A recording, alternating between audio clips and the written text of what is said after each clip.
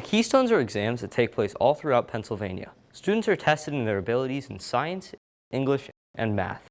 Even through COVID, students have persevered and passed the test with flying colors. The Keystone tests in biology, English, and algebra. This year, juniors and seniors were exempt from the Keystones. Dr. Harrington is a 10th grade principal at Hempfield High School. He helps students to prepare for the Keystone tests.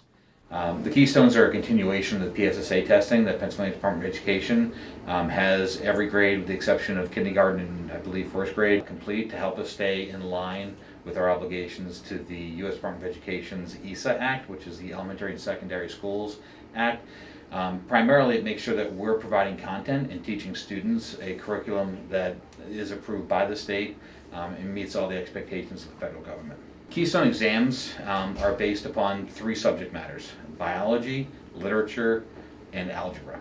The Keystones are a graduation requirement. We do offer 5 pathways to graduation. The first 2 do require the taking of the Keystones, but the other 3 pathways require alternate ways of showing mastery of the content. So there are the pathways, but the easiest and most direct pathway is to take and pass the 3 Keystone exams. Dr. Huff is a 10th grade English teacher at Hempfield High School. Her class is one of the subjects that the Keystone test focuses on.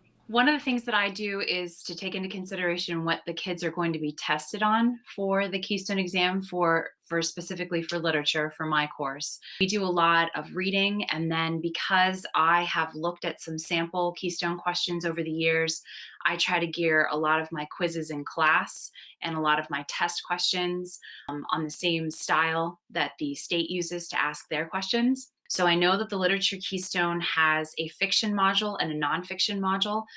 The students have 3 passages of fiction that they read, and then they answer multiple choice questions on the passage that is in the booklet. And then they have 3 to 4 constructed response questions that they have to answer. Hempfield students will continue to take the Keystones and show their intelligence. For Hempfield Happenings, I'm Darien Rivard.